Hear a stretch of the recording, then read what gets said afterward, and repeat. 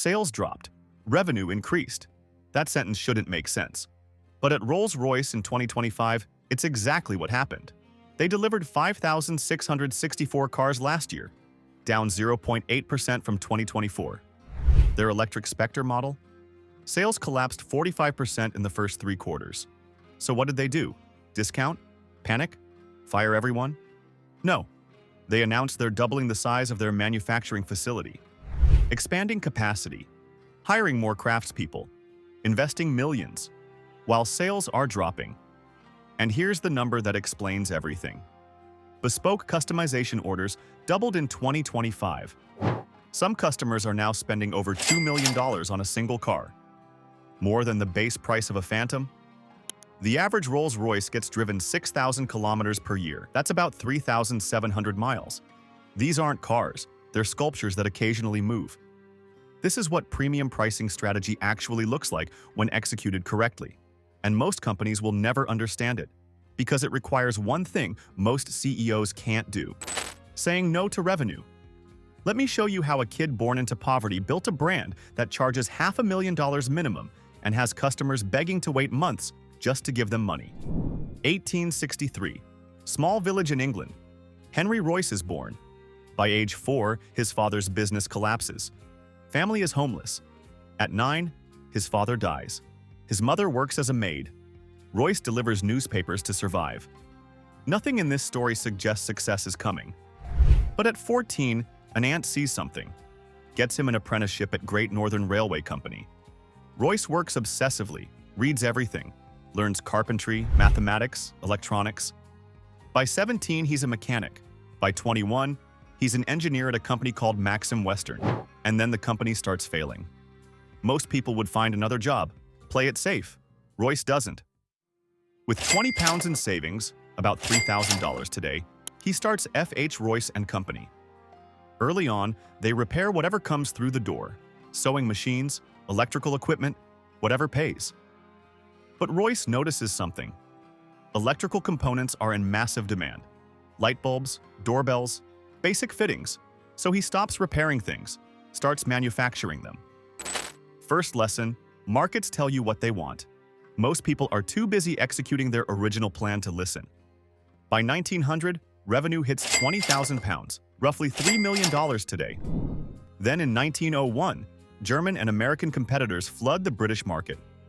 Prices collapse overnight. Royce's business starts dying. The stress destroys his health completely. His doctor gives him simple advice: buy a car, get fresh air. So Royce buys a French-made Decauville, and the car is garbage, loud, unreliable. Brakes don't work, overheats constantly. For a perfectionist engineer, this is unacceptable. He decides to fix it. Except he doesn't fix it. He redesigns the entire thing. When he's done, his version is better than the original in every way, and he realizes something. If he can build a better car than what's on the market, there's a business here. Second lesson: the things that frustrate you as a customer are often billion-dollar opportunities. April 1st, 1904. He tests his first car, 10 horsepower, 2 cylinders, covers 50 kilometers without a single problem. He builds 2 more, refines them, they're world-class. But here's the problem. Royce is an engineer, not a salesman. He has no distribution, no brand, no access to wealthy buyers. He can build the best car in the world, but he can't sell it. This is where most technical founders fail. Great product, zero go-to-market. Then Charles Rolls shows up. Rolls is everything Royce isn't. Wealthy family, well-connected, already running a successful high-end car dealership. He sees Royce's cars at an exhibition, immediately gets it. Tells his partner, "I have found the greatest engineer in the world." They form a joint venture. Royce builds, Rolls sells, the brand? Rolls-Royce. Third lesson: most failed startups have 2 technical founders or 2 business founders. You need both. March 1906. Rolls-Royce Limited officially launches, but luxury goods don't sell on features. They sell on proof. So they enter racing tournaments, Isle of Man, Tourist Trophy, and they don't just participate, they dominate, win repeatedly, set speed records. Racing isn't about selling to racers. It's about proving superiority to wealthy buyers who will never race. Late 1906, they launched their most iconic model, 40 to 50 horsepower, 6 cylinders, silver body. So smooth and silent they name it the Silver Ghost. To market it, they plan an extreme test. 24,000 kilometers continuous, day and night, for 2.5 months straight. The Silver Ghost completes it without a single failure. They also run public demonstrations. The Whisper Test. They balance a coin on the hood while the engine runs. The coin doesn't fall. The Silver Ghost becomes the choice of European royalty. Not because of advertising, because of objective, proven superiority. This is where premium pricing crystallizes. Rolls-Royce stops competing on features or price. They compete on perception, on status. The car becomes more than transportation. It becomes a symbol. Then everything nearly collapses. July 12, 1910. Charles Rolls dies in a plane crash, age 32, first British aviation fatality. 1 year later, it gets worse. Henry Royce is diagnosed with advanced cancer. Doctors give him 3 months. He undergoes surgery. But even from his hospital bed, he keeps working on design improvements. Then something unexpected happens. He recovers, fully. But now there's a bigger problem. 1914. World War I begins. The economy crashes. Luxury car demand disappears. Rolls-Royce starts mass layoffs. Everyone assumes the company is finished. But Royce sees something different. The British military needs reliable vehicles, not luxury cars, military equipment. So they pivot hard. They modify the Silver Ghost into an armored car, steel plating, machine gun turrets. They also convert them into ambulances. The smooth ride that made it luxurious makes it perfect for transporting wounded soldiers. But Royce notices something bigger. The British Air Force depends completely on French companies for airplane engines. The government desperately wants a domestic supplier. Royce sees the opening. 1915.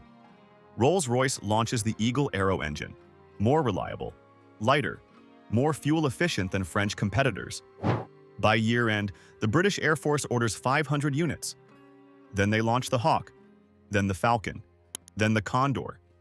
These engines help Britain win the war, and they establish what eventually becomes Rolls-Royce's aerospace division, completely separate from the car business today but worth billions. Fourth lesson, most companies waste crises trying to preserve the status quo. The best companies use them to enter entirely new markets. After the war, they return to luxury cars. But competition has intensified. Bentley, Daimler, Cadillac. In 1925, they launched the Phantom. Better performance, superior engineering. Then, in 1931, they acquire Bentley, which is going bankrupt. But instead of killing the brand, they use it for customer segmentation. Bentley becomes slightly more accessible luxury. Rolls-Royce stays at the absolute top. And here's what's critical. From 1906 to today, they've never discounted. Ever. No sales, no promotions, no competing on price. When demand softens, they don't lower prices. They reduce production. This is scarcity marketing, the refusal to dilute brand equity even when it costs short-term revenue. In 1933, Henry Royce dies at 70. The company continues.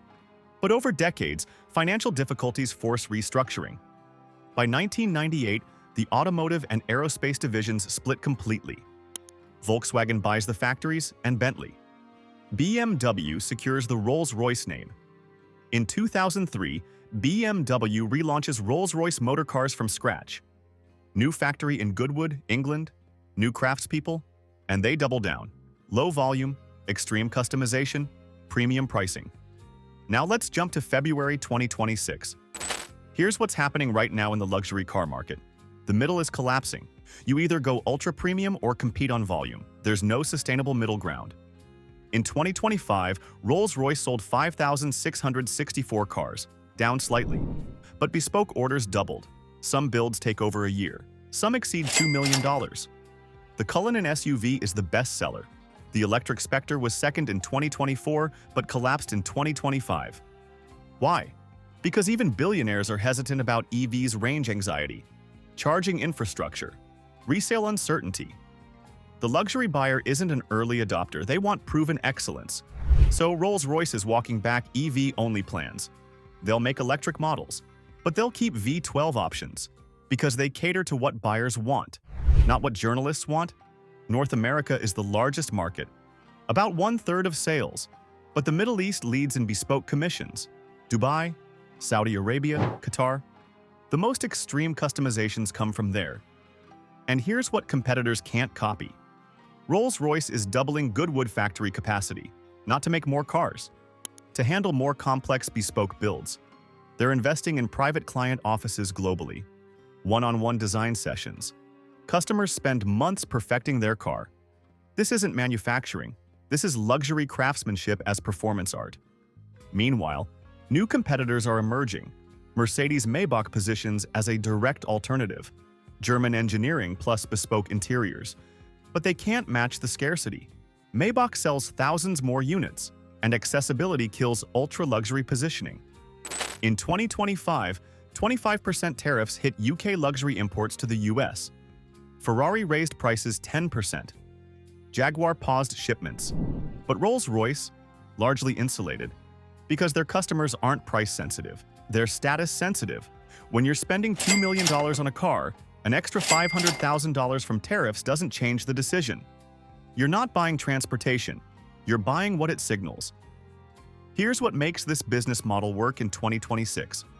First, intentional volume limits. Selling 5,664 cars isn't a failure. It's the strategy. If Rolls-Royce sold 50,000 cars annually, the brand would die. Second, ruthless distribution control. Only exclusive showrooms in select cities. You can't just walk in and buy one. You're qualified as a buyer first. Third, obsessive bespoke investment. The more personalized, the higher the margin. Some buyers spend $500,000 on customization alone. Paint-matched umbrellas, starlight headliners with fiber optic constellations, wood veneers from single trees. Fourth, aggressive brand protection. You can't lease most models. Financing is difficult. You can't get discounts, ever. The transaction is deliberately difficult, because difficulty signals value. Fifth, ownership as membership. You're not buying a car. You're joining the most exclusive automotive community on Earth. Private events, factory tours, concourse gatherings. It's tribal. This is the opposite of how 99% of companies operate. Most want maximum customers. Rolls-Royce wants the right customers. Most optimize for scale. Rolls-Royce optimizes for exclusivity. Most worry about market share. Rolls-Royce worries about pricing power, and the results prove it works. In 2025, despite selling fewer cars, profitability increased. Revenue per vehicle went up because bespoke content went up. The brand isn't growing by selling more, it's growing by selling more expensive cars to people willing to wait longer. This is premium pricing at its peak. So, what's the actual lesson here? In markets where status matters, scarcity beats availability. Always. Price isn't just a number, it's a signal. It communicates value before the customer experiences anything. And if you position correctly, the people willing to pay the most aren't price-sensitive. They're identity-sensitive. They're buying what the product says about them. The companies that fail in premium markets try to serve everyone. They discount when demand softens. They chase volume over margin. The companies that win serve almost no one, but serve them completely. Never discount. Reduce supply when demand drops. Understand that in luxury, less is always more. Rolls-Royce doesn't make cars for the masses. They make masterpieces for people who measure success differently. And that's why a company selling 5,664 cars makes more profit per vehicle than companies selling millions. The lesson isn't about cars, it's about understanding which game you're playing. Volume or value? Market share or pricing power? You cannot win both. You have to choose. Rolls-Royce chose in 1906. They've never wavered. And in 2026, while competitors chase market share, they're doubling down on the only thing that matters: scarcity, exclusivity, and the refusal to compromise. That's how a boy who delivered newspapers in poverty built a brand worth more than some countries' GDP. Not by serving everyone, but by serving almost no one, perfectly.